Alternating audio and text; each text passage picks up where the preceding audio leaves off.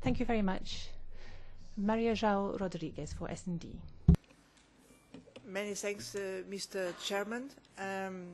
This is my pleasure to address our Commissioner, not only as full member of this committee, but also as the rapporteur for the European Pillar of Social Rights. Dear Commissioner, as you know very well, of course, the European Union is confronted with these overlapping crises, but if you want to secure the political support of European citizens, to have a stronger social dimension is absolutely crucial.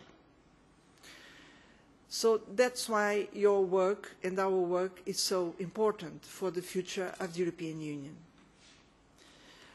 We really appreciate the work you have been doing since we start in your role by rebalancing social objectives and putting in more equal footing with economic objectives in the European semester, by stepping up the financing of European initiative, by launching these measures to support long-term unemployed people, and more recently your move to present a mobility package including the revision of the Posted Work Directive.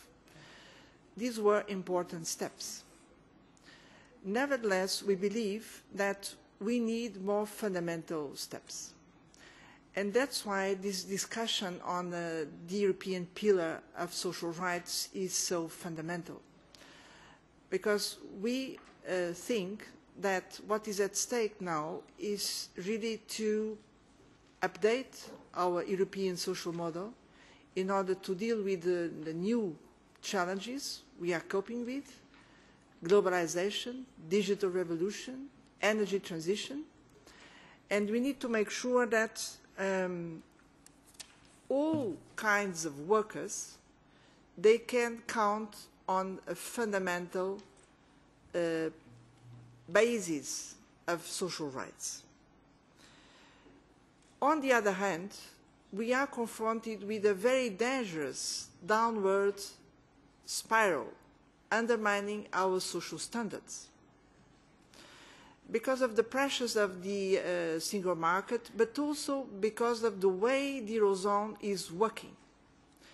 And we need to put a stop to this. This is very dangerous for the European social model. So we believe that this pillar of social rights should be designed in such a way that we can relaunch again upward social convergence in the Eurozone. This is fundamental for the future of the European social model, but also for the future of the Eurozone, because we don't believe that the Eurozone can be sustainable on the long term if this is not based on upward social convergence.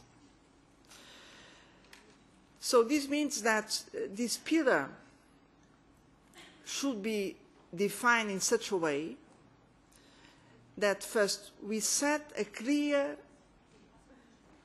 list of social standards which should be guaranteed for all types of workers. And you know very well that the types of work are changing a lot, particularly because of the digital revolution. Second, we do need to cope with the aging trends in such a way that we ensure inclusive and sustainable welfare systems for all European citizens. This is a second central challenge. But this means that the best way to sustain welfare systems is to raise employment rates. This is the most powerful factor of sustainability of welfare systems.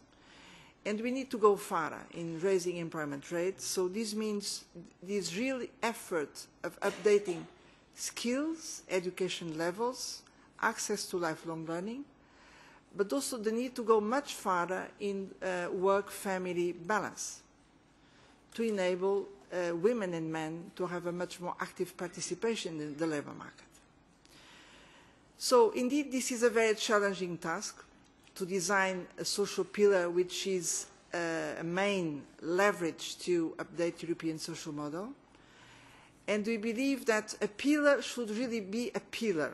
So this means a pillar should be based on instruments with compulsory effect. Because otherwise, this is not a pillar.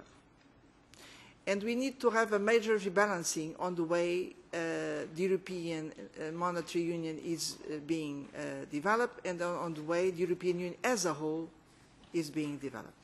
Thank you very much.